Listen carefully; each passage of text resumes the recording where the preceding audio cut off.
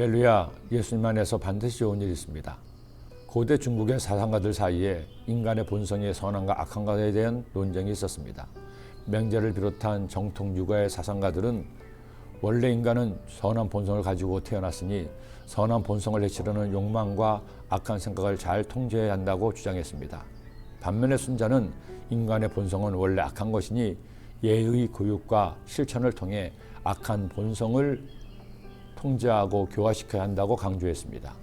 결국 인간의 본성에 대해서는 차이가 있지만 그 본성을 예의와 교육을 통해 바르게 지키고자 하는 것에는 일맥상통하다 할 것입니다. 그렇다면 성경은 인간의 본성에 관해 어떻게 말씀하고 있을까요? 사람의 본성이 착할까요? 악할까요? 제가 오늘 정확하게 짚어드리겠습니다. 하나님께서 처음 창조하신 아담과 하와는 고대 중국의 사상가였던 고구려의 견해와 비슷합니다. 그는 이처럼 주장했습니다. 사람의 본성은 본래 선도 아니고 악도 아니며 다만 교육하기 나름으로 그 어느 것으로도 될 수 있다. 죄가 세상에 들어오기 전 아담과 하와는 죄를 짓지 않았기에 본질적으로 선한 존재였습니다. 그러나 하나님은 그들에게 자유 의지를 주셔서 선을 선택할 수도 악을 선택할 수도 있는 존재로 만드셨습니다.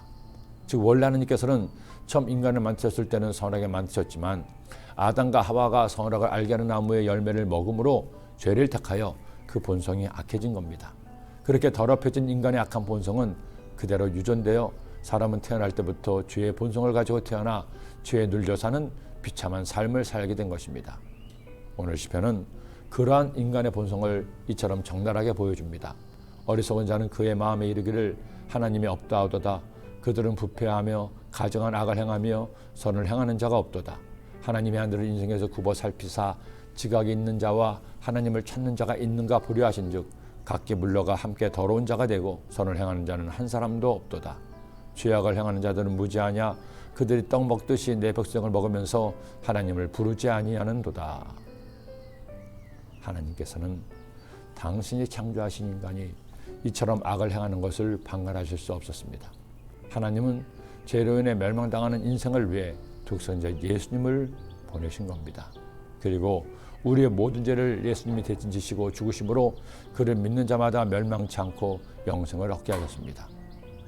사람이 예수님께 자신의 죄를 고백하고 회개하고 예수님을 믿으면 예수님의 보혈의 피로 인간의 모든 죄와 허물을 덮고 그 본성을 의롭게 하시고 구원해 주십니다. 그러니 하나님을 믿는 우리는 더 이상 죄인이 아닙니다. 구원받은 의인입니다. 의인은 어떻게 살아야 합니까? 의인이 되었으니 마땅히 의롭게 살아야 됩니다. 죄인과는 달리 하나님을 경외하며 살아야 됩니다.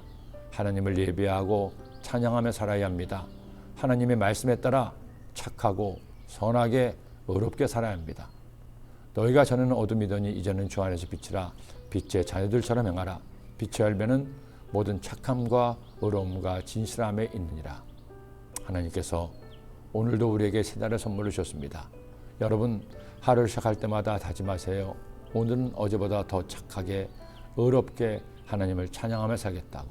여러분은 선한 본성의 천사 같은 소중한 사람이기 때문입니다.